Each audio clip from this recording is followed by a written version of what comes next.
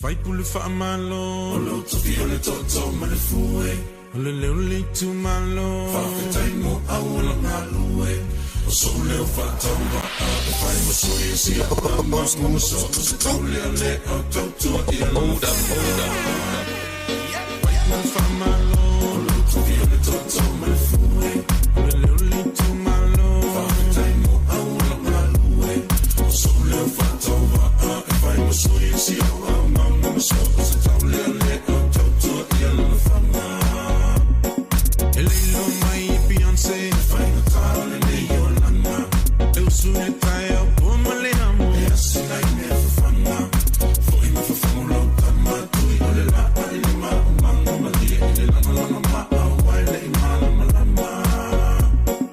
Down no to you time. Hold up.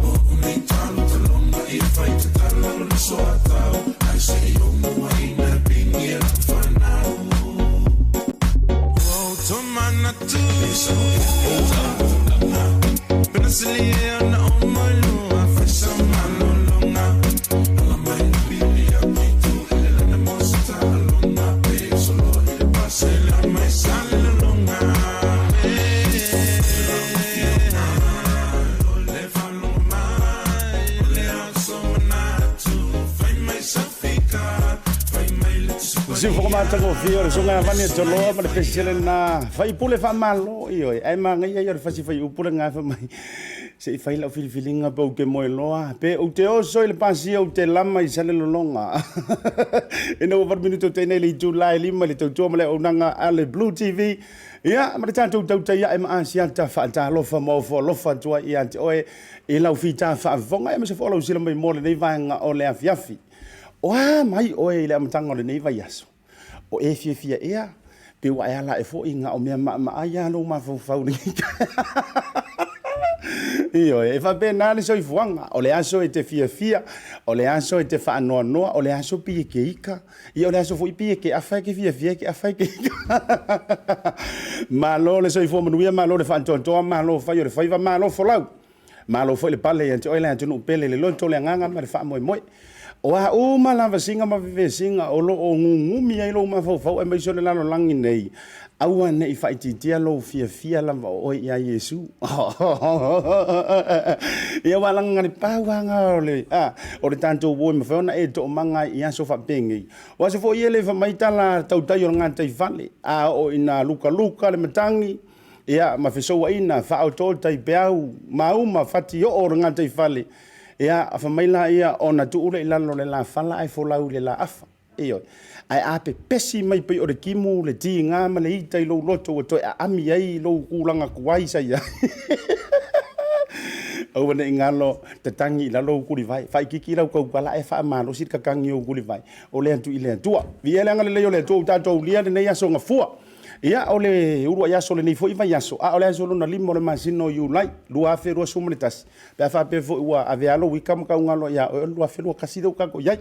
ma lo le fa fonga ma lo vo ia le fa to le lilo mai yamba pe yo upo fa isio manto motu i sala fa ia ma lo a fua ole so fo o maua ia ile lo fa mle le yo le tua le fa na sila mai e u ia ke lo atu auto ai auto ai tu fo il to fa le nga mai lungo le tanto por klami vi ia le lo fa le tu le u tanto ma fa sila fa i lu monu e le tu onu ia ile langi so fo mantafi ia ma le lau le le lo fa le tu ia ai le o le ta pe o papa malo le soifua maua malo le faatoatoa ia manatu foi o sa mo le vea nu faatini o tausala ona wanga o proklame fa benei ia o le vosa ye na tai mo le mato o nanga le yaso tritonu tatou ala va mai tansi va ve foi fo fanga le yaso ona te lea tatou proklame fa tati o le yaso ai kele foi ka ku story man ia le yaso natu fe o le tala le malo te talo malo ana pongi fa tai o tou tau sui no le bova yo le ola fe ala va le tafor ke lope ia o lo tala fa auto ia ma fa fa le malu fa tunu paulia wala nga le tua ala ngai no le sala mo malo a fai o le faiva se o tautongi se o langa tila o fa pulo le tua lima ai le o manu o so le yasu le ia langa le o le tua ia a fe ai le au talo na yuta tu mama ti na ma tu tua io talo si ina ia le feta alo inga ia ai me se fo o se inga malo le tanto watu nu malo ya ti o to fai vol ta malo fale ta na ona pati ta o to le lewa ia au tapu i faiva ina ia lo manu furi fova au mala ai tanto fo lau i langi mali ne yaso le la uta to ria lo yaso ia tanto le au fai nga luenga a fai sa ka fa mo ke vidi mai ngi ka ya le malu e se fo le malu o o makua i fi o se o ko ro e se au le arunga me se ora fu singa le arunga ngi ka ya ia fa fe pa un har ka ka ving fa ma fa nga mai ro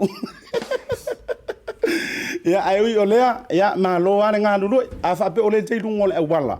o le te tili ya lualu le fale le kuka le tinala o text mai ya o e fa mai ko pe mai lo han vai o ngai fa sufi o e la ku va ver fale o ke ko fe jisimi vai ma le lo sa au te nau ma e tili i lo sa e ai tau tuanga lo sa ngale mu wai le sa lo sa o fa lo ka vale pe a mangumi lu ma wai uro fe ko ai mal lo ma ko senga vai ma le fa tau sa ngo siti yang ngai o monia no so mai lai tua i le tanu o ka se pisi ai mai se ala le sa ule pasi mai lo men preach for le wa e sa wa yanga mai ile off Messi Road le ke ko lenki mai e sa nga i ya ma to pui nui ma tua fufu si ya le piko le on tanto a wala fai ma le lo sa e au te lo fo mangala ma la fo o New Zealand nei ia nga wa si la fia ala wala alo ki kami so loi fai ngo fie on e to nu sa mauli ia e no fanga nga ta fo ile ia o ainga mai pele lo fa tali mai ia ai afa peo wa masanga o il manga nga nga e fai nga solo i ma o se e rua ko vela le me ia ele a finale o tanto o le sao nga le mu al tulanga masan fatalo fa womba anga mai le tanto por kalami o le aso le o fia la ma tu le aso le o fa ya tu yo le au tango ai ma tu i fa ta ape tulanga ta longa mai ungo ta longa va yaso e au fia lot e umalane tanto update mani so tanto telefone mo o tu ia o le atatu tala noa i talonga ma e ka unfenga ska ko MANU SAMOA sa o le kala lo makua fo le lo fali kwa i o fia vaunga ai wala na imisi ante oi o le mau le hava noa fantasi mai ai le pulenga le tatou MANU SAMOA nga tele o le faurulunga fo le tatou proclame fo le o kapi SAMOA le HPU ke mara mala le e langa nga le fala lave fo le kiki le lo olang o au le si playmaker ka ku au ngai ia au yo le o le fifianga lo to se taimi o la proclame ava no mai la io ilantu se fai se kala io a wale hau fo ka ku fa se ai malai ai ka ku fa se ai o di ia me se fo mo mo li tanto lo fa anga mo po tu sai o le tau mo fai nga si o tanto au ia wa la ngai le fengo fi io e mala mai ma ko ka alo io a o le nga ka i poro king fang so ye ke fai kio i tau fai nga no me tam fa na o si o tanto no io le a talo fantu ya firo io e maritou mafutanga e me se fo io sunga ya Jeremia le mafuta mai LA io la se mamau la lo manu ya li pata kasi ngi afka vale fre mai ai wo umatara ya kasi me ola fa nga mai free wifi ma lo Jerry wa mai episilo waso e fiengi mai nga e so nga fa ya ile ora ke le sa mo ngi yaso ma lo le fa to ma lo le on sa ma lo le nga lu me to tu no ia le fangaloina le mafutanga si vaenga le toni tia ia nga te o tuna sese mala tu mala ia kiri ngi dis ai se ka ko ku ngai o to tongo tantu tala fera amaka koi e ka amaka kura e ona le meri mai fo mai ka ko amaka mai por kiki e te lola tala ka ko kiki por la kapi si le akula nga ia a ona ngai me or por kiki SAMOA ia pau nana fa tinga huru mar fa kinga karinga muri la ta to bo fa sinta mai tala winga i le oto tonga le na o tulanga o le malelenga le pona bo ia pe no fa tula tala e to ia to mana tua se ia le ku ka ke lang longa le la to fa ma fa ju bi pokalam ki ia si o vai nga fo ia mala to fa nga pokalam awa ia le tu e lo loto o so se fa mai o ke ku lo nga kong ke o pe kau le lo ma fa ia le tu nai lo loto o ia ai le lo la tala o ne ia ni ngale ma sangi o lo tanga te ngi o fa le nga so ka fai fo ngole o pe nga te fai lang io te talo le o la o ile tu ma tu le nga ile o se ko o se o le tu o tanto o le tu e pule ai tangata ele pule ni tangata tai to tasi pe ngi a inga pongi pisingisi pongi au la kapi fo e pulea ele tu nu la va Samoa ai fa vai ile tua vai la lona mana yelna o le so nei sa fa ile ta tu langa fo ile o le fan day man Samoa i mangele se fa e mo melanga i kama yaka ia so usi ka kilo kai ai muli ia ona to ai tau nu mai la ia le tanto officer nei ia le faululunga ni se faululunga le tanto pulenga man Samoa io karmo ia la le we tanto officer io ai se fa ke pa fala ni sine o fa inga sa ia le tau lang fa tau i mangili au se sira mai to nginga lang mo nga alo mata ma fa na o le tanto o tunu o le MANU SAMOA ia o toa foi o lupe fa lele o le au ave fu tele lava tau nginga tatu te fa langi ia nga tai lo mamalu le tunu o le sau ninga ile via finei le oli o le sa tai inga le sunga le fa fenga e fa kaza mangile sa le sunga ya Reverend Victor Bowesi le am tango tanto so ninga le ia o vai ku ngole nga fai mai mafonga o le aso ia le fionga ya le malu se mostiti kasi fo di ka pikengi fo nga longo ha na talanga ia au le ngi ka pikengi mo le tol fa malo so fa sala lau ia ila fionga fo i le malu ia tu sai fo le fa to ina le proclame le nei aso malo la van on sai ia malo le fa to a fai o ngalo ya ke o ere hakar man Samoa sila mai ese poleale malolo si tanto au ai tanga i fa le video le na ko video poleale malolo ia se ku fo no le o kama na wa sila mai o se toi va inga le ile tau lang fa tau i mangele na o sa hu mo o le tunu se ko fai me ale si va ka u le tanto o tunu si sila la ia i fa le ke le fa ngota tu le ole ia le na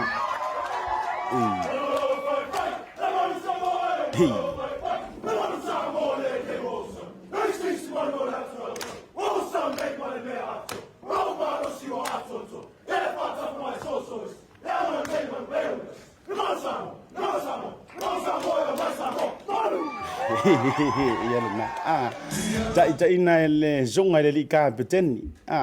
o tasine yo halo zonga vili ra le topa fa pe kausa ola u mate fa tai fo ile nei ano le tunu kamale le ka alo Crusaders ia u fili lona roto e fai o ia matoa Samoa na te tai luina le tatu au ese le mantango fi ole au le karango kele lai tu langa tatu talong nanga ole u mafio mai ia le fionga ile pule langolango assistant manager le fionga ia le malu pen taala ia nga tai le fitalainga ia Seumanu o ia fo yo lo ta yulu ia le tanto HPU mangkua o inga le fanga ngau mai ai mang Samoa uma pokalamanga le fai Samoa development fo ngali le ala wa il tanto officer se kai mila afu e wa i official le amatua io ia ai te mai mo mai pe tato se e tulanga o le vahenga le malenga se o kamai kango fo ile le vali atu yo au tafatulanga e tau fa anu fo mali e le se kali mo ya o le o i se kali ya o ai mana tua o le aso muri le nei o le fitu aso fo ile na tu ina mai le famsinonga aso muri le nei ia longo winga o le aso nei lona fitu e fatua uma le tars fulu le pona nei ia e fa mai tala mazania e ke le a me ongu kupu i kama i kulai kukui ia man ko fo ka se ka ko ha mi o pe e alo lo ko yo so man le nga le sia kama kaimi mas ia o le me fila nga ia sa o fa fing e ka le no ai ka i me afa ia tu langa ia pau la tu lalo e me so le au nanga le Blue TV ia te oe Samoa o fia lava le tafa ke lope o lea e te mai moa mai ai po le fo e te no piai po o Samoa fo lo tanto o tunu o tofi o sai ono sai lo loto io ta ya lalo ri la inga sa Seumanu pale io fai mali au fo ite na no tele ya ai mai wai lo penga fo lawe me se fo lo penga fa ngota io au ite na no tele fo i fa le amanale io wa kaunga mama ola fo tu lalo apo mamalu si o tato o tunu wana o tato un tangata ile ya se o ingi ya ange eu foi la fionga la malo o la foi lo sa yo ya me se fo io tu langa e lau fa masingonga o ia au ana ingalo ai e umau ese tangata matofi ai tu mau ale mamalu o tato tofi ia se fo ia se sila i tu langa fo io la fonga i lungo tato ape folinga tu langa fa pena ia e langa upo mazania ila tunu o lo tali mai to pa ia ilo tamata ia ata tu fa ia makamanga vo ile masangi se mako ngu mai sala fa a o ngere mako ngu makamaka ila kapi e pole le yo mako ka ai a ka wo so mi po ka vesia ki vai ku no ngare maka malolo mau ko vai ia ka vai le pingi ya kama a fitau ya kama i rungol malai ke ro langa o le fusu ka longa fa international io e ke ko fa pe mai le yo life ping yo ado pe ke yo life tau i rungo malai ai ke vai ma ngai yo fe korkola inga ka maka al e uma ya ko fusi eu po kisi ka ke o lo atua ai o so lo le au mai mo mai lan to le tau no filosofi o inga le ke le inga ngefu ai me u yo le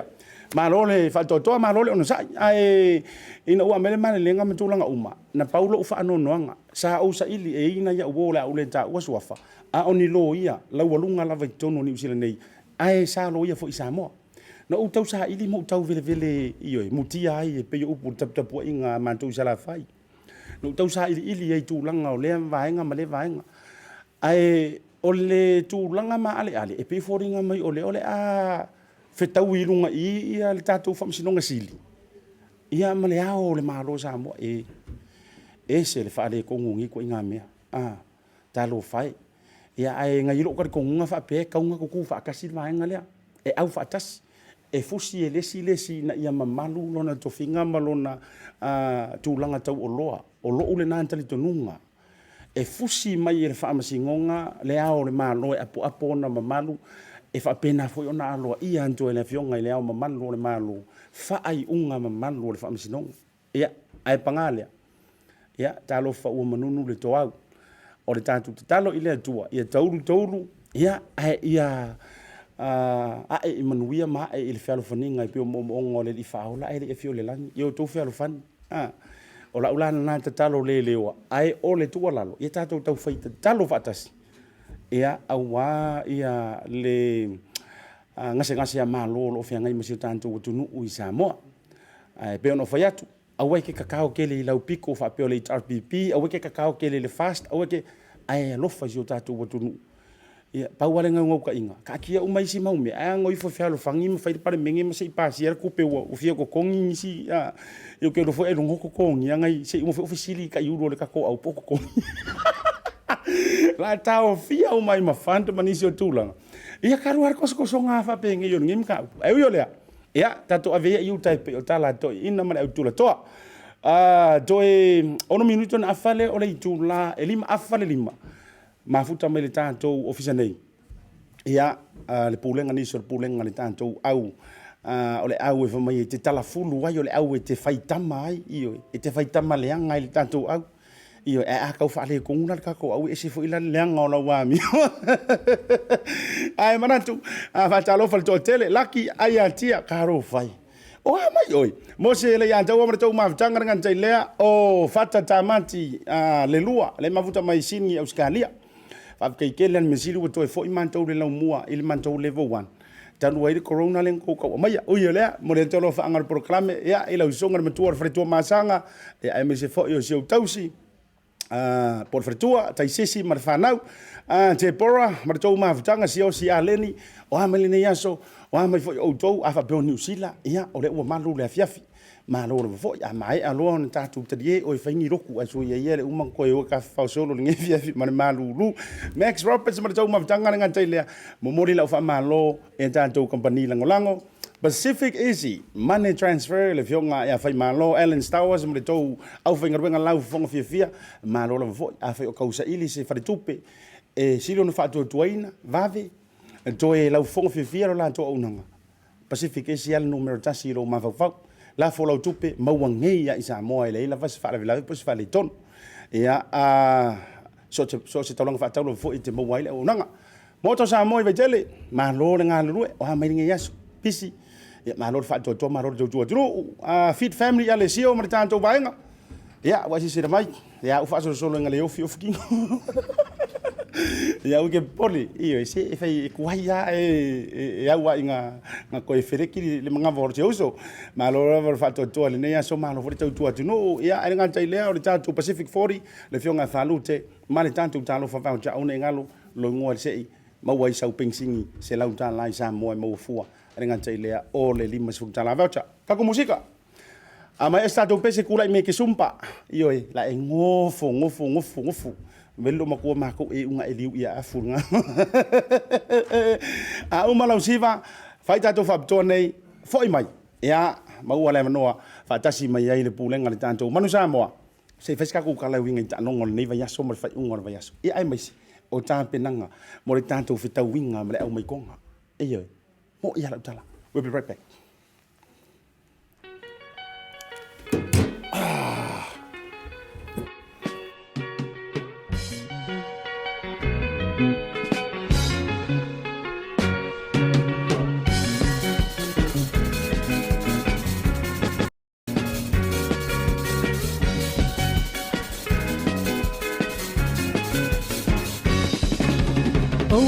Lola siva ova ayala le chine manaya alana opu esele ilila e fa ape amana polina ua otima ma ya oi ola taisala ua tu atilo wanga ola tama ola ya lava chene manaya chene la leleina chene se poi na io paina ei nascora oh vendora ei nascora won't you come along with me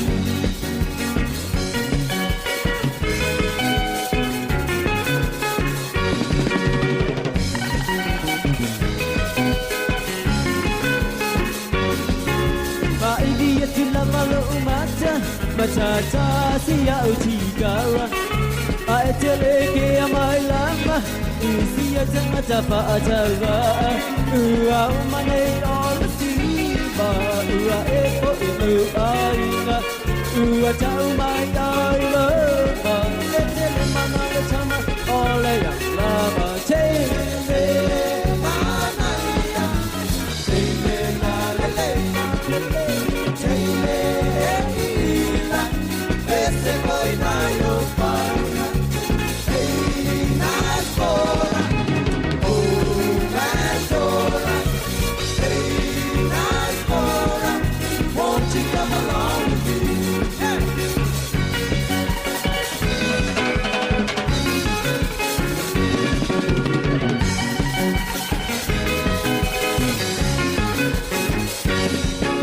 fa idia tu lava lo umata matata sia utikara aetele ke amai lama isia tangata fa atava ua umane ola siva ua epo inu aina ua tau mai aila aetele mana le tama ole ya lama tele manaya tele la lele se poi na io paina ei nascora oh vendora ei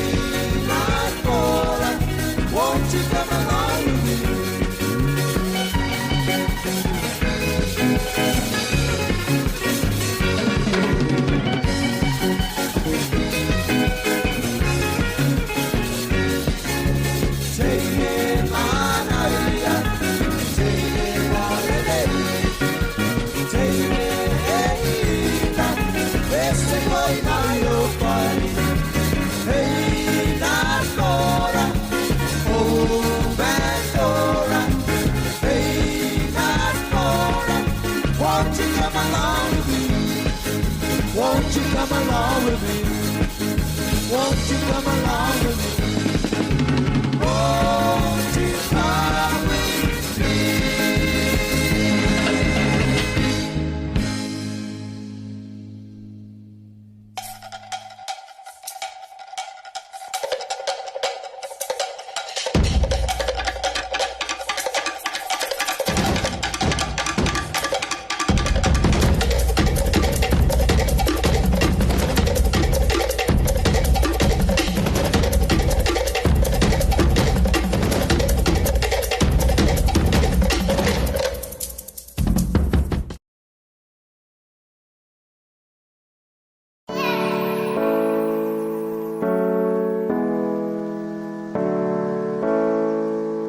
Welcome to the Pacific Business Hub.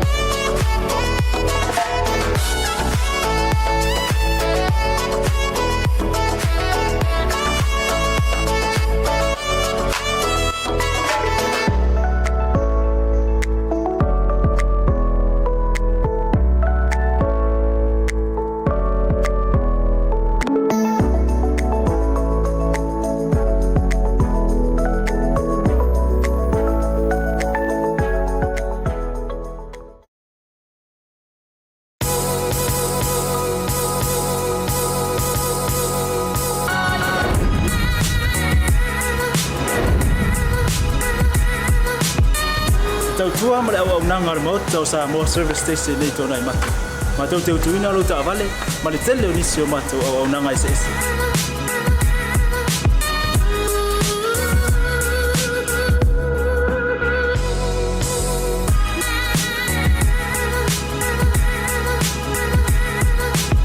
Ai le ngata foile, ma tau te seke ina fo ilo ta vale.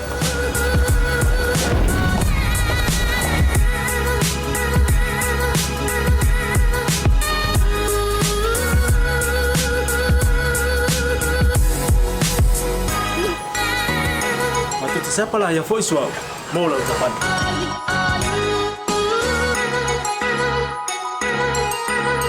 Apa itu yang baik Pak Ulusa? Awalnya telepon, matu te siapa lah yang voice mau lah ucapan.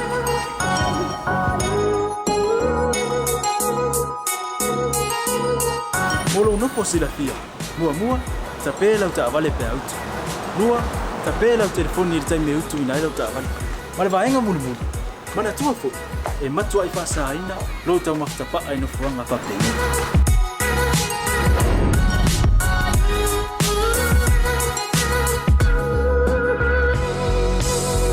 Ota Samoa, ore mota mo Samoa.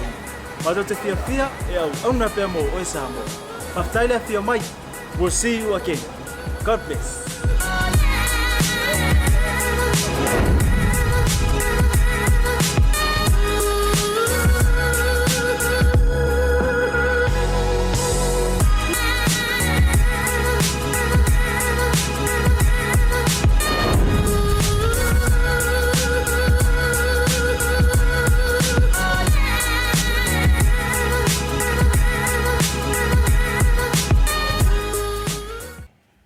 Joy fa felo ya sa mo la usila fa fonga ni va nga la viafi. Ka ma lili ya au ma ya fa alma fa fa mo se mantu ofisa. Ole taibri nei ole pelo fa ya tu ole ma futa mai ma fa tasi mai tono ole ofisa nei. Ya wa sia fo ida proclame e nisi o fa au lulunga kama ya le nga umma fa kama ro ya le ia fa so ro mai fa ya o nga mala to ngai so o to mata mata al. Ore tanto au manu Samoa ai malo e tol fa toto au ni ngalo like love and share tato proclame o masania ia so vai so tasi TAUTAI e ASIATA le la wo fie o mau fa ta singa ia male ta yulu po o le tai au si nei fa penga o le tanto yuni la kapi fo ile isa mo le HPU proclame fo ile le fa saungi mai ai ioi ma ese ai le nga o lo tino tu lo fa fo ia ai suilo kingo pe o tem leita fo ile ma fa saungi ia ilo va no man sa mo renga tailea fie fo mato mafuta ia male pure langolango o le tanto MANU SAMOA ai manatua atu le camera fie lava ilo tu tau fa solo joy ia tuala le ngata ile o lo vitalinga Seumanu ia po lo sunga fo ono tu langa aloa ia o lo tofinga ai ele te tonu ai le fa filo ia tu ia ASIATA fa lo leo masu el blue wave o fo lo fa ta lo fa filo e tuai ilo to sa se fa lo fionga tuala ilo tu tau ia langa le fionga tuala le malu pen silva o ia le o le pule langolango po le pule lua le mangsa mo ngai mo lo pule lua a io era le pule lua io foi le pulisili tatu tulang so tuai ia so tuli per forno fa na fa nua ia le vetalenga ia ele se tala no mo le frefia ma le farisala fai Seumanu Douglas ia o ia foi o le ta yulu o tato au MANU SAMOA ta pena ila to o ma sili fa ngo pena ia ai ma se foi ona yo uso o le officer ai le manatu Seumanu ia le fa ele le fionga ya tuai la fotu ia e te fa ala tele le to ova Elisepeta wa mo ni na la tato te filo ai ia fa talo fa tu fo i le fa fonga su tato tunu mo mani fa sa langa i longo penga fa langi ia e fa talo fa tu tato MANU SAMOA ia mo folo fa tu aftai fo i le tato fa television nei on fo na mo ni never no ia e fa la lo te fo i le tato lau ne fiafi ia lo ma tu fa ta se tu mo le fionga ia tuala le te malanga lango tato MANU SAMOA ia mo se fio le fionga ia su ale te malanga ia tuala ia no lango ia le fo mo te fa ta si tato lau le so ia manisi o lupe falele o tama fanau ia le tu tau ia lo i sunga ia Elisepeta Alofipo ia masunga ia apena nai ia o la o le ua fifilia fo ele tato MANU SAMOA ia tam alo ni tu sanga e a o tato bukalame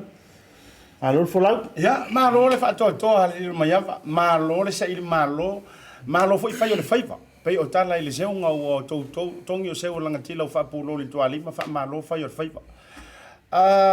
Seumanu ka ku karkara ngo ke isi ha ile yo le loto tu langa le ka lo ngor va yasoren ke ile weekend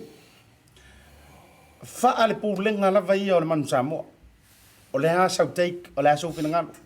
o ke me umal talonga male i unga sa yai tom fainga tato au ia malo ta se ta tu sai me fa sidi ia li vai tato pulenga la au sia vai uma sa tapena yai i tulanga ia tapinanga talonga e lu maul ta tapena tato au motonga ia le lau te lele sona tato pulenga le rui lo me fe na fa tuntonoi ona se fina lo va so lento fa ta se tato au ta fa na ma popo mo tato pulenga ia ma tato tam fa na u ia o fifi loto tulanga sa ita penanga sa ia tato au fa ingol vayaso ia tato sa famia ina foi le ta poinga su tato tunu i se vai inga sa ia au tam fa na o ia ta se fo le saunoanga malia man te vai se taimi fo o le sila mai mo MANU SAMOA ia o mi mai ne to fa manu yanga me to ko mengi ia o le o se sili o le o se ia le ta yulunga me fa ulunga o la to fo ia mori po o to lo fanga tuala ai le ola pa fisi ma tulanga ma no ka ko fi ro o le sunga o le funga tuala se wo mai fo ia lo nei tanga tai ia ke fo ma kama mar ko inga a o winga o le ia yo la kama le kai ASIATA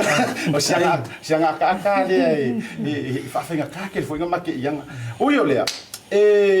le vona ese il tofi sui tai malanga o le tato MANU SAMOA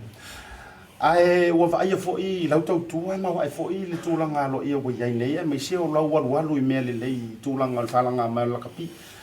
e alo o fia ku le kofi se fa sau kala o fonga ia ka fa ke e kofi nga po le tulanga ia se fa so no aftai ASIATA mo fa ia monia bi ele i fo i tulanga fo au sia Ia ia se mafau o ile tulanga. O le nganga sa iai la vai taimi o ke longa o mea umai nga mo mi ki ko kele. Le fai nga sawa ko kongo le au. Ia ai o le kulanga le pulenga. Ia. Ke longa o langonga iai ia. Ile mo wala ngonga iai oi. Ai e le ulu ai taimi le wa te loa ta longa rua nei au ave yo ma sui tai malanga. Ele hase sila tu pe ona sau no ale aftalinga ya Seumanu ale sau sila fa le tai malanga. O ani nai fa fita uri fe ngai mal tanto au ile asa saina mai ta longa nei rua. Ia papai ASIATA. Ia ke langa ele ese manatu mai le saunanga Seumanu ile tulanga foi na ele tatu au ngai mea ia sa salo leo atu te wale tatu ta longa ta wale ma tonga. O lena fia lo e sunga faya unga mal pulenga po fe tonu lo ia le awa tatu ina mafai ina tapen pena mole ta longa le. Mas fo ma lo fa tai tuala. Se o me ku oi e o kama au le e fa sanga mai o ke fa longo so ai no ngoi commentating so yesa wa Elisepeta Alofipo ya mar sunga ya tatielo balanga kere no ai le sunga ya au peta nai I tulanga fo o so pala kapi ma ta longa nei usila ai fa lo lu a fio anga e to mo pola no ele usa Elisepeta ya na fa solo to ile like tu ya au after ASIATA mola vanua fa fo I malona tnu fa ona mai mo mai lungo panga te failang ia o nu utsa mai Samoa ia sale aula sa tolpai ia ma sale longa isa va te lava fa tai open no muri vai sa faka ma liumu moinga. Liumu moinga. Kare de ia di fa Samoa. Seumanu. Toi foi mai lau talenga. Ta penanga le tanto MANU SAMOA mai tauina le tano mo mo ro Wellington. Fa sa o mai au pesa sero vai nga fa kan kamaka. Pe yang kau ngau ia ka kalonga la ro fo inisio fa o tulanga fa unga ya me fo unga mistakes fo I pe o ka ko skoe luanga le le fo ko sa unga le talonga ni. Ko rua fo pomu ke kele ia nga o ka sa o kala be o kai kele ro fa di epe le la ka mai ka fo le o ko yo ka fa ngo mai fa ngo se fe so no. Ya, malo seta, malo lon sa, yo tatono le fina ngalona le sa yel tato tunu. Ya, ile alo fo le atola utulanga se fatino ngo tatalong. E la ngona alfa no ona metapia. O le meale le tele na afie ia ton fingal tato au. Ya. Ya ole mau fo ia pali le pita fatelo fa ta alo la vaita. Yo lenga yo au le ta su wono au ia. Le tato su lima tato. Su mo so fixo varu kafu. Awale le polenga na le la sona nei. I fa le tonu ia tulanga I tato la foli o le vo ave tu la lo il fon fa tonu ta longa la lang to e sisilani. O ta longa le lo ia na fa o ma ia li poti le la foli en fa lo me tulanga I ma fo anga fo ina fa u. I na ina fo tato polenga. Ya ta longa le lo manifon tanga ma la inga la foli. To fa mani noi. O le tulanga ia le leia pa tatou malolo no tulanga fale tonu tatou mali ai tatou faina lo no tulanga fo le fa ingo fa na tau isina loto vai fo mali fa tai o tai ai pele mta upulea lau sunga polo ftalinga Seumanu se fai sau noanga o ora se lau pasenge le o tatou tamata alo na ta pena mai le tau ofisa mal pulenga o le ua vanoa pe mo I le fasi ukala le ufano ngoi tele tatou tamai e mfainga mlang mai se fai sau no aftai ASIATA o lupe falele nei o fai mal fui de wa mali e nei le ya ni si tama fanau o pesta o Samoa le wo filfine nei le fionga vavasa ya male pulenga ono le tulanga vo fa ma on en fai ona utilo malda to mali nisi fo alum fa na o tamlele mai tunu ma pe o petania ma falan ale au le fifile le so le fa tanga so tato o te le fa tu anga tato pulenga ye ile anga va fo mtale ni ye la uso fe fa tanu ina no la to wala wina pa tai au te toi fo mai nga te la fionga Tuala Albert O le tau la hona yo tino e pe o ke fa sa mo ya me se foi fa no tango tate pai linko la ngol tanto fa sala la a me se foi tanto tangata mai mo ya o tele la fo e man na ma fo ile English ile fo sa fine just for you brother Albert Anae I know that there was a lot of decision making with you raised up in rugby here in New Zealand. You're one of the best in terms of New Zealand provincial and Super Rugby terms. But you chose another way to serve our country, Samoa. Tell us about that decision making of whether you're going to aim for the black jersey or where you already sit in your mind that you're going to hit the blue jersey. That's a very good question. Thank you for the question. I think for me it was a no-brainer. I thought playing for Samoa in 2016, I was in a part of the squad then, but due to suspension, I wasn't able to represent Samoa. So now I've got another opportunity. And listen, when it came about, I took it with both hands, and I actually cried when I got the phone call to play for Samoa because I honestly thought it would never come again. So once again, very lucky, very fortunate and grateful to be here and to be a part of the squad. Wow. Again, I know you're playing in front row, right? So back in the days, do you have your own idol as a player to look up to in terms of growing up as a rugby player? Yeah, well, being born in New Zealand, in Wellington, I think it's a natural thing to for me, it was Jonah Lamu. The way he presented himself on the field was I think every kid wanted to be Jonah Lamu when the kids growing up. But obviously, raising up in Australia, in Brisbane, I had people over there like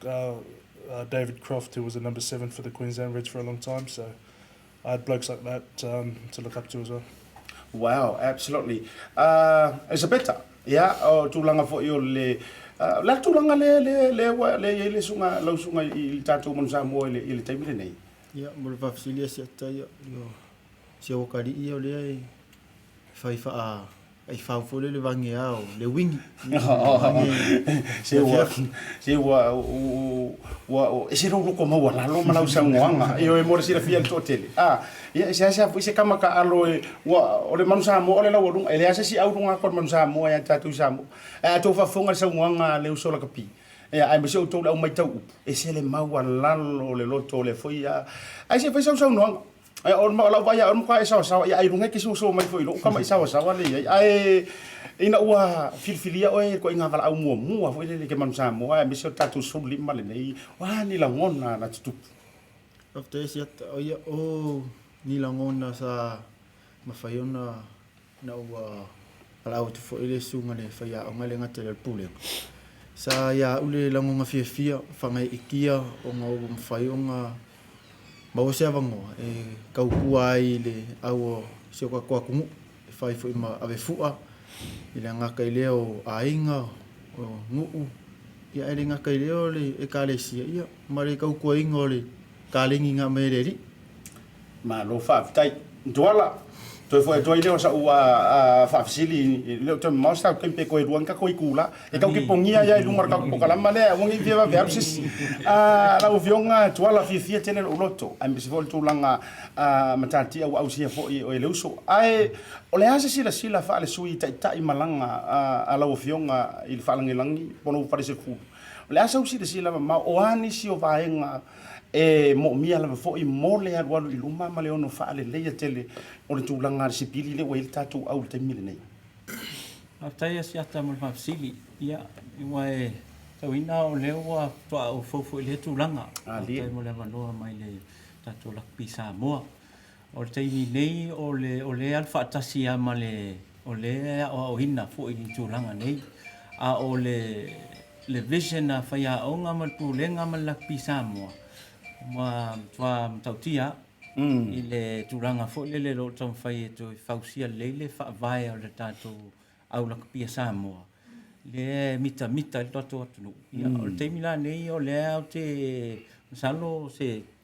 po le lua tausanga ia futa wo o lo to na level le tau ona matua se lau paseni ele fasili le ASIATA ia malo fa tai ua le fa na pele se unoanga lo fionga ele saori Seumanu o le tūlanga la ia le tanto HPU Samoa o le mo le fiel to tele la to ia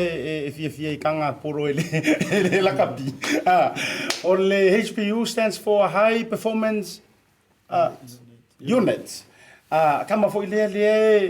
ave ia pe por korenga mirkeli foi le ave ia la to filifilia o sila ia sunga Seumanu mata iulunga le tanto au mai yungi uma Samoa ia o kama ia wa nga e mai pe e fa ko kongo i ma pior api au wa le tato man Samoa ia manisi fo yo la sanga i au tetele i lungatu o la si tulanga o ia por kalami o soronga le tulanga le sa ia vai tau o ia se ana ele va le tau te sa fai fa tasi le tu plan ma tu sai ma le fa sil le o ana le pele li le tam fai nga fo i le vai tau i tato a ken o terminei e tosu lima ia ang whanau o whapenau whao po kalame lalo wawa inga tatu whaiao o lo i fo i si tatu tunu e se fulu lima ia ali i lungo le lepo le elite le sa fofoina le fifilia maina i uso i to whaia na matumananga mai Samoa i la le toili si vainga i Samoa au pelta penanga ia o lo i fo i male to asulima to metai wow fo le tulanga le tatu o le tau fai fo i e ngata le una ia o le tupa o li ia una ia fo le tupa o mai tai ma so le nei le sa fa la u lo fo le tato to la pinga le tato squad limas full ana tu la lo su valu to sanga ono le tato nunga ia tato la kapie amata mai lava ia la tu la lo su valu to sanga ia mai lu mali ia ta pena ia aluma fa na fo fifilia mo tato o si ia me sa le fo fonga ia to telin tato alum fa na mai Samoa ia e fifilia tato man Samoa malo fa tai manatu ngasing ka ko fa mo as kasira se fa singa man kung kama i o lango so skaro ngala kapi e kale afa e fer malo no ngasing fa singa man to pu vai ai mai ata to fa to nei tato company lango fa tai mo Samoa ngan tai leo Pacific 40 mai talo fa voucher ngan tai leo le fit family seki works to fina Maria mai la to umo lango no so tato proklame amaya makoi foi mai ava tu le fa na no tainga o papa mi se foi o malo ile fionga ya Tuala mi se foi o Seumanu mal tu sa se fa au wa le tapena tu talonga male au malosi mai tonga. We'll be right back.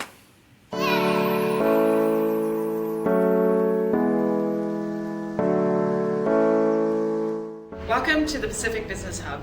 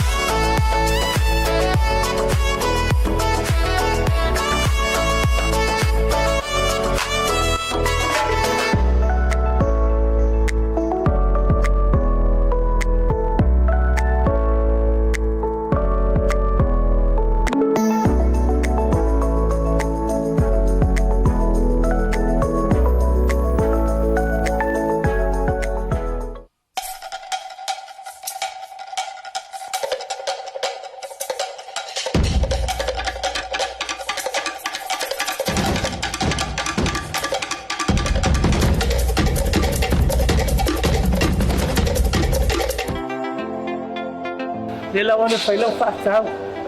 I le tupele na mai le tālo whawaucha. Lela wana whaakau maa mea te mga oi. I le voucher. sai ko se whanau le la se mai o le talofa voucher o mo ai whatau mane ai o le so ia no fat.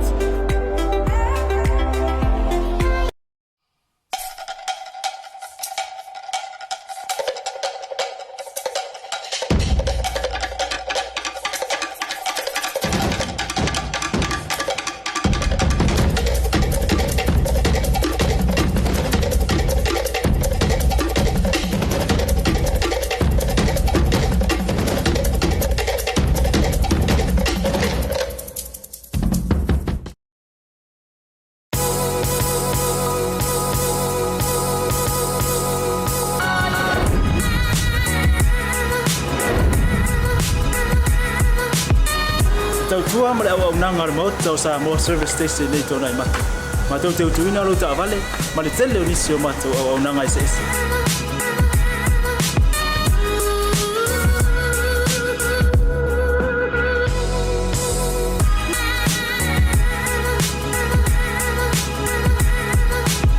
Ai le ngata foile, ma tau te sia ke ina fo ilo ta vale.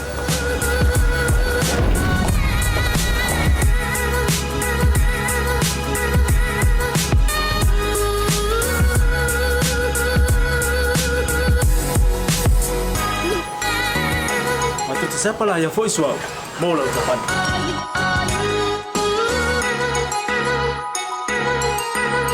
Apa itu yang baik Pak Olusa? Awalnya telepon, matu siapa lah yang voice mau lah ucapan.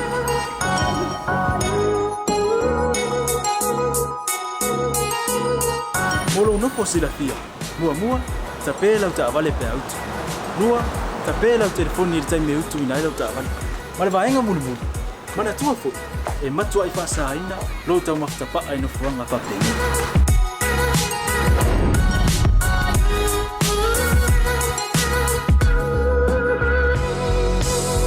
Mata Samoa. Ole mata mo Samoa. Mata te fia e au na pe mo o Samoa. Aftaila fia mai. We'll see you again. God bless.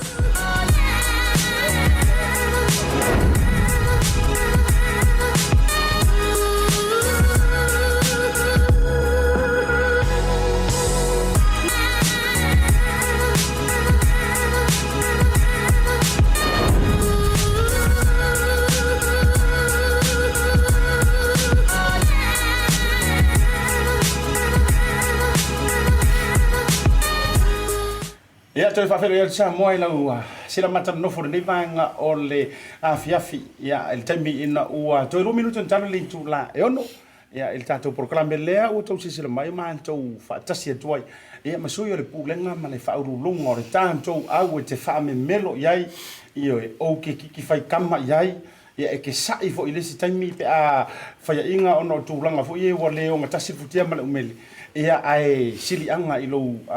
ola au nai nga tai lea o tulanga tau i ta longa lewa sisira mai ia le fionga tuala nga tai lea o le talenga a Seumanu o ila uolo o i whaurulunga o le tātou Manu Samoa me so tā penanga o le Manu Samoa ia nga tai lea o au rupe whalele o tamata alo sunga ia Elisepeta Alofipo ia ai me se foi o le sunga ia Albert Anae ila uolo i tono le tātou au ale Manu Samoa le la sa wiro karonga makonga Seumanu Pai so noanga. Wa kaunga ka kusuipi, o nani tulanga wa yai inisio nai mistakes mai talonga i lua.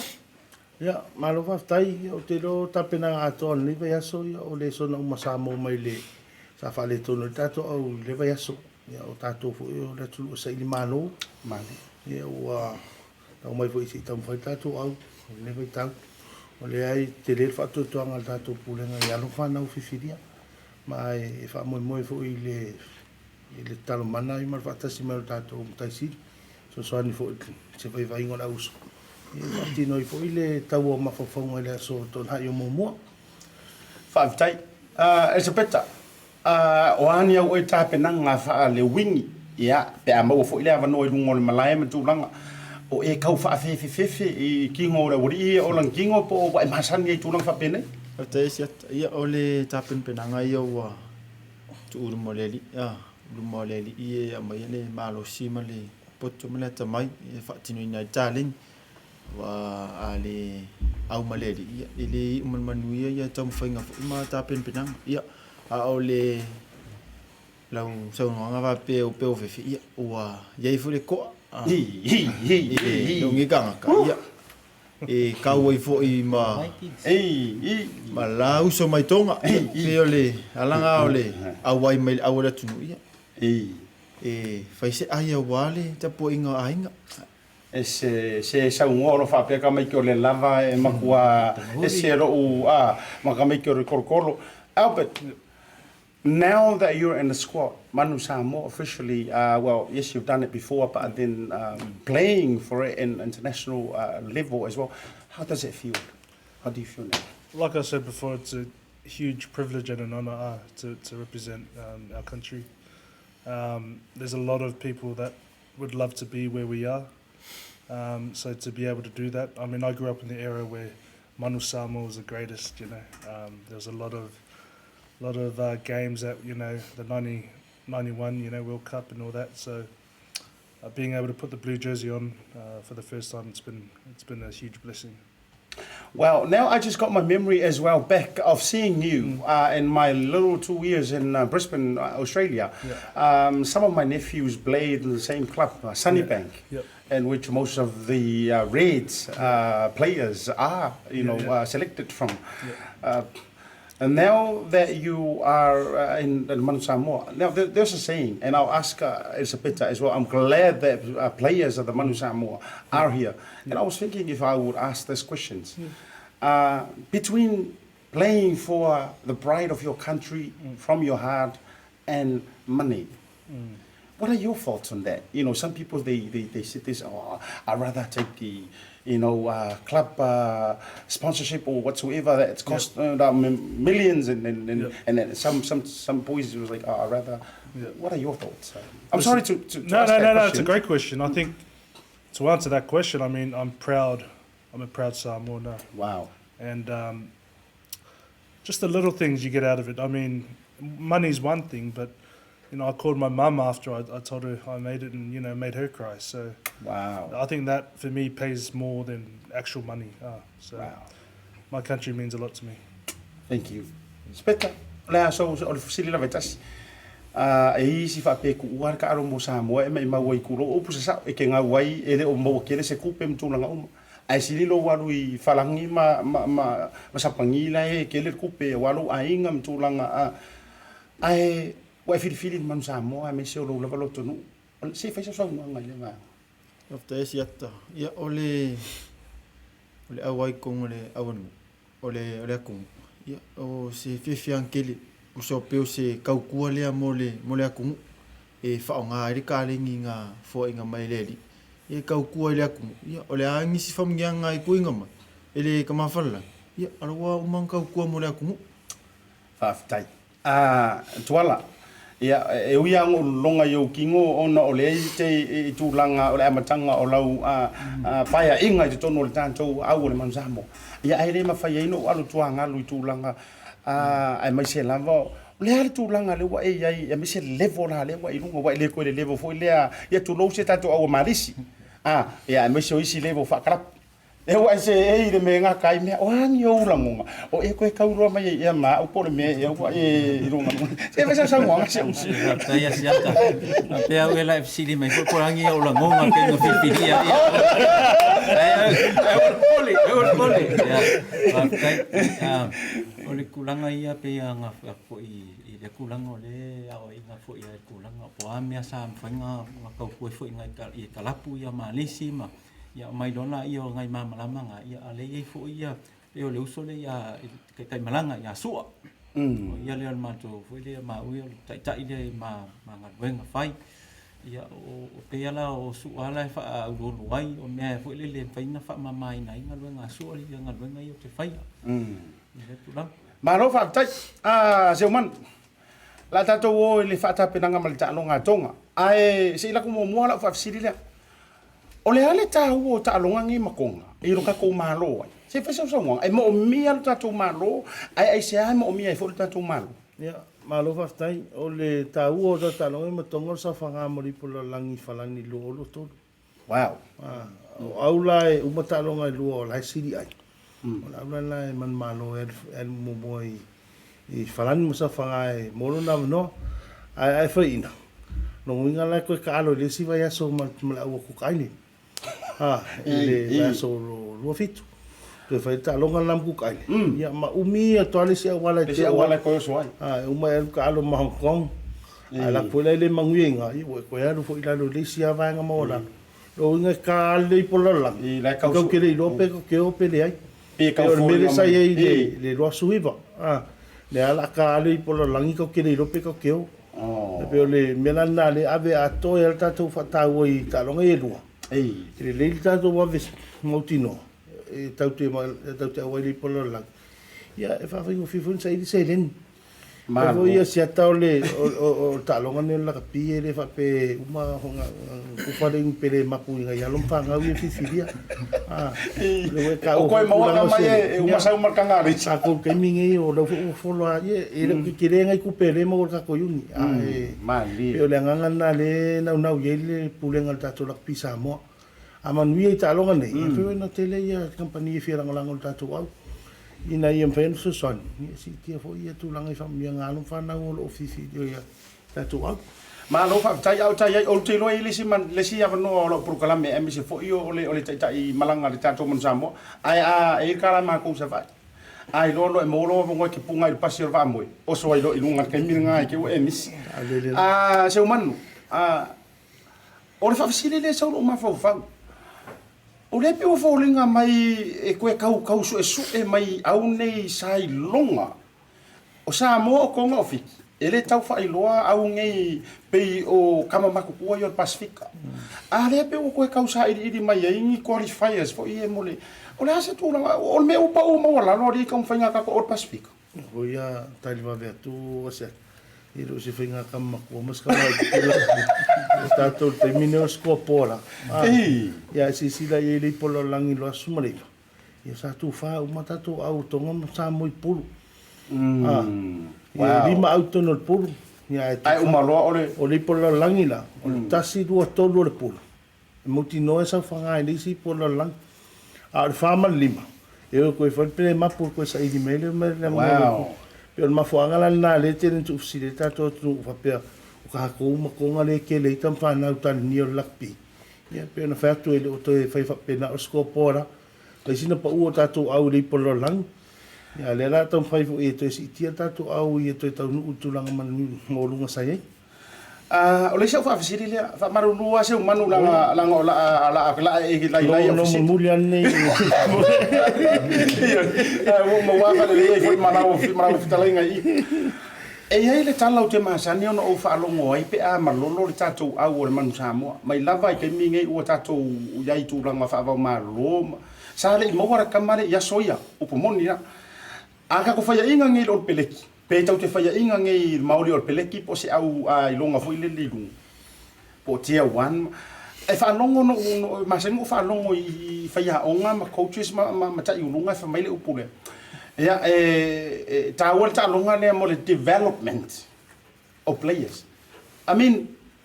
are we really in still developing our players or pe o fualo o ma fa o fa sile o kama fa kama to va enga ngai ori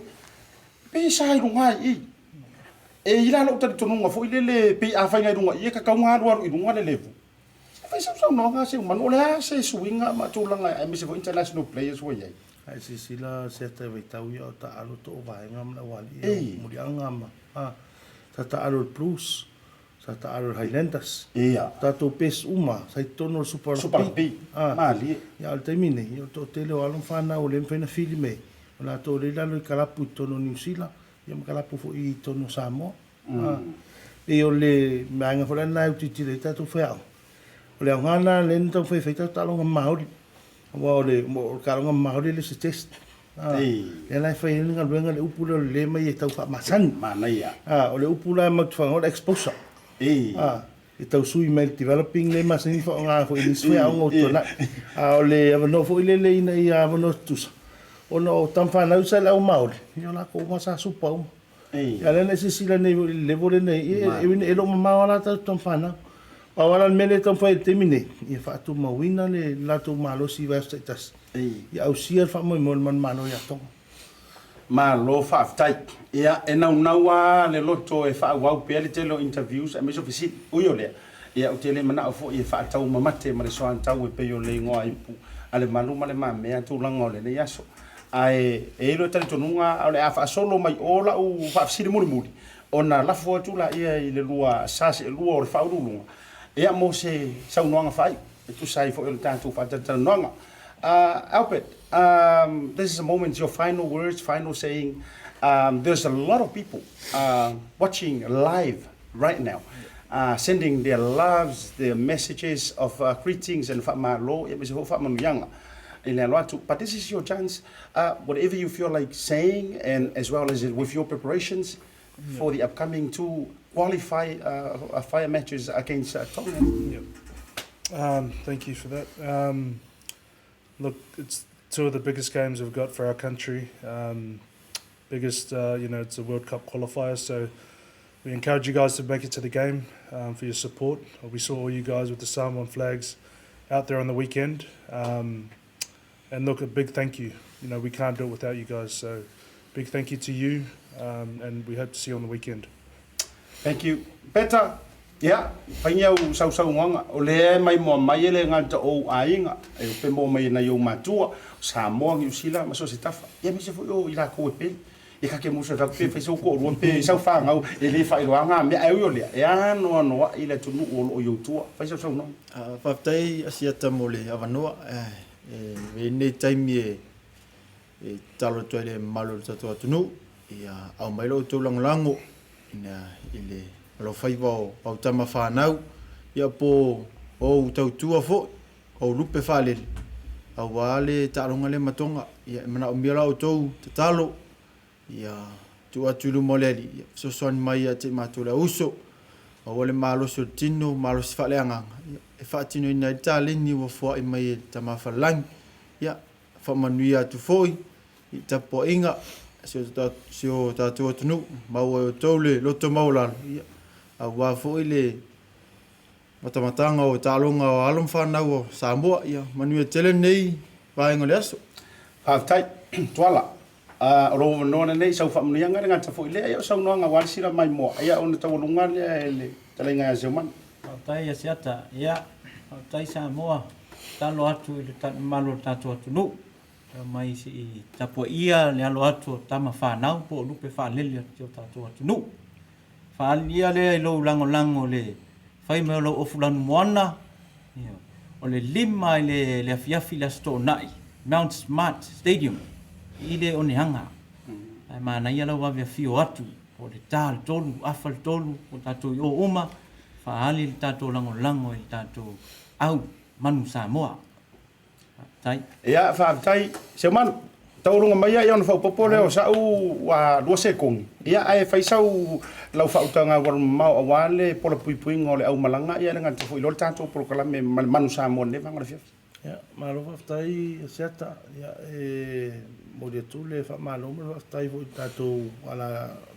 televise foi no mo la no MANU SAMOA o mai e whatatanoa ia mfalau lo fo tulanga tatou talonga matonga i le whai ngol vai aso ia tapo inga pele si o tatou tunu ia mal tatou tunu ni New Zealand ia whaftai fo i le awai atu i le whamai moe sawhianga i le auliana le la mau whalawa le loto malanganga i le maitauina le malulu o kilani ia ai sa whaatumulia ia le tatou senta i mangele ia i loto tau papti mai awale tapo inga o tama whanau o le whaftai toi tatou sui umor tatou atunu i New Zealand samwhana wai atu i whamai moe lea ia o le whasauni atu i le talonga matonga ia mātou talo tatou tu vai whatas i le tua ia whatangsia no nanga le o wal whamai moe o le tau o mawhawhanga o alo atu ia o tama whanau ia a mawhai o na wai atu tapo inga i le so tonai ia to Italia malanga whaftai au tama whanau ia ma o talo fo ina la ia tu lo la ilan mona ia malau fu Samoa ia va tu fa le lo lango tau whainga si tatu au ia wasa ilingo se vanoa mo palisi lo lo tol ia malanga whalalo whaftai ia ma lo le whautanga waru mamau lau vitalinga Seumanu au whaila foi lo fonga ma fonga tau muli o le tantou manu Samoa ma le tailunga le ngata ile o alo matama fana o lu falele le fa vai lono le fionga ya Tuala ia la o tama o lo fana sifulu ma le valu walo lu ta tonga se lua la inga falangi langi ya Tuala masala ia malu ya san mulianga ia bayane matu fitala ia te vanga vai fali ia fa foti tala noa Seumanu ia ila o fa auto tanga ro mau ia le nga tua ia te oele la unga le fia ma le fale sala fai o wale fio ti amaru manu vai ti no si masua longo pule ma le fai to anga ia ma la to fitala ngore se mentua a tala lu ma le fia ma le fale sala fai ma ro fa to ia ai me se foi le sunga ia Elisepeta ia le nga o le lupe fa lele ia wale fio le lu ma pum sa pista ia o le tufunga ito le tufunga pulo le tufunga lofa se le ula malana fa tufunga ia tu o vai tu o le to o fo io o le tātou songa pule sala fai. Ia, me se fo i o le songa au pedanai, ia e ta ua e lo whahiu. Le anga ta si lea poutu o wale, whalewhito le taua ana mana lantu tamu. Ia, aia fo i ia whalewhito lea ti tangaloa. Ia, ngalo e whātu lo sa longo tanga tolu vaum vairon de fofia, ma upo ia whalena taimo nei tū tau tele. Ia, malo, wale sa ili malo. E uia o lai tau sa ili le ngase a malo sa moa. Ai le o wha ia na tamu whanau o lupe na wha ia le fui. Sanga yane ai o le tai. Toa o tau loto. Awa nei wha vai inga ono o tūlanga o le lape o Samoa. Langa o masangi ale mangu e lele karafuru le ea. A Seumanu a me se Tuala a me se le au. Mamori alo whaanga. O te lo fore se aso nei vai aso. Maua sa mantou proklame manisio male tai malanga manisio ilantou. A ole nei lau. Mamori en tuai whailo u leo masunga le puro le mantou whaarulunga le Blue TV. Ia wasa o ale ngosia mako a TV. Go the Blue TV. Longo winga. E iri kai me MANU SAMOA TV e kako. Ia me se foi o whaalau mai lau proklame TAUTAI e MASIATA. Ia ile nei afi. E whaailoa le nganga me. E moli atu le mantou tala e whaapea. Makua i fia o mantou loto. Monia. Pawangi ongi malolo o uloanga ya uelingi malolo. Ia tala e masania ila tunu usala ia vala. Ai unga lau whalilenga o mea e lei loa tanga i whai le vasa o mea kukupu kongo mai maupeanga mawhainka ko ako fisusu iai. Uio lea, e au ngā nafi, e toi fōu ai malama o anso fōu. Whamanuia lea tua, ea i le sanga iane o ai o le tai, maua fōi lau tōwha, ea awa lau parewhia ngai malau tōwhinga fōu, toa lau loto. Io e awa fōi le tūla i mai tūlanga le sui tai. Tātou, au, ea whamanuia lea tua, manatu, so kilo. Se sawar ka ko pese foi le se o ko mangkua se mangkai fo yuka le pokalama io ai fa mai tama Samoa se fa si fo le manto a pokalama Samoa like love and share fa ari lo ngolang o le ke le ukala alu le mouse mata lima la stona ka ko fero yenga e a wale tapo ingo alo mata mafana ya lenga se wea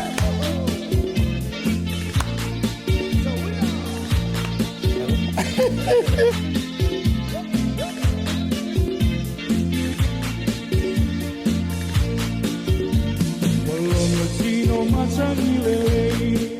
o tala ua ape painei o tama whanau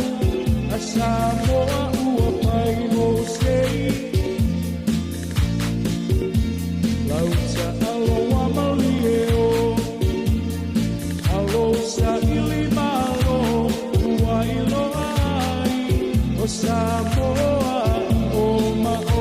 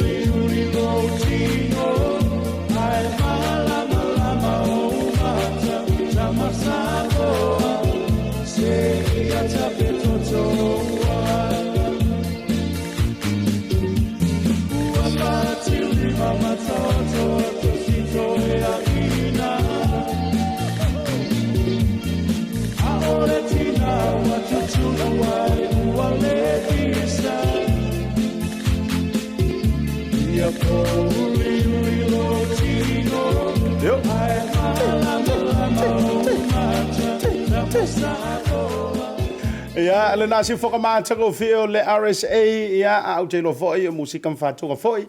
Ma tua i foi la o nanga a le whio ngai la le tango moa as wow Felice Mikaele. Ya, tau suina foi e le RSA le tātou peseranga. E kā lo le peselea, ioi. Se a foi le la ngonga i kukupu i lo tinu. Malam lea se uso ya ke o makavu. E uia fo inga ngaka ia le aua vailele. A talo vatu ia ele usa matiu taisia ma le lan tau mafutanga na fai mai nai pitunu ui santu paitea. Ia ele gata ilea o le fale o loa lea o le tausala matiu ina i pitunu ui santu paitea. Malo le unisai. Malo le tautua fa talo vatu ai i le talenga ia li akalapu fa pefori tausi ia vasa. Ia mara tau au whainga luenga mano ngā tai lori tātou bakery ioi malo wa mai di e fe po koe sa ongi ke sainga o whai elea au wadi ia ele ngā tai lea e whatalo whatua i sia uso pauna leo kanga kanga uloanga wa o sia ua ia teo ia ke o makavu i vane suafa nga kaya ele au vailele ioi e tasi leo au lele ia o kaimi whaila ngā ele kele sia au se makong o vailele a o la au kama la o kaimali eu oh, ya iro la tau kama ioi. Amo tai mali utu va fusi pati yoane ioi. pauan mero ke mangkuangan makalunga ngalenga nga umaero ko inga fanguka su ese kaukai fo inga ya osia uso ya talofa ya le rumoenga nga fangita ori toto ya e ya fo ina fa pe mai tu langa se tanto tunu ya me se fo ilanga o to fautanga e por pui ya vai anele ya le tamal tawa ana po le o tanto malo uyo le ya o la lo ai mo wai malo ya fa talo fa toi fo ya fi sili fa na tele amre to ma futanga malo fa tai la mo fa munianga iyo fa tai fo ya le hanga kau pangu aku le sunga ya por fitalinga ya Seumanu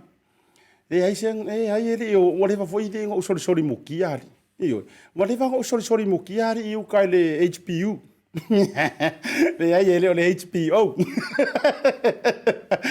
ai ole sa o tau sila ele mal tau fa tala noanga ia male ta iulu le ta tau niso le ta iulu le ta tau pulenga le manu Samoa awole ngalo ole aso tofi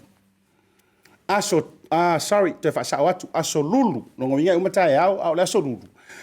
ole va noa mai loa pe fio mai ai ia le fio ngai le ta imalanga manager ale tanto manu Samoa ia le sunga ia sua hese Jeremia ia e mauai fo ilalo o avano iyo o ingala ka ko soruru awalangi ingalo ya e tu ilau kalenga o le mapor karamelia e mauai matato ticket giveaway e mauai matato fa apitoa ia e te ono manu malo ai ia ise pepa ulu fale fua e te mai mo ai ta longa lenga ka longa lea fa pia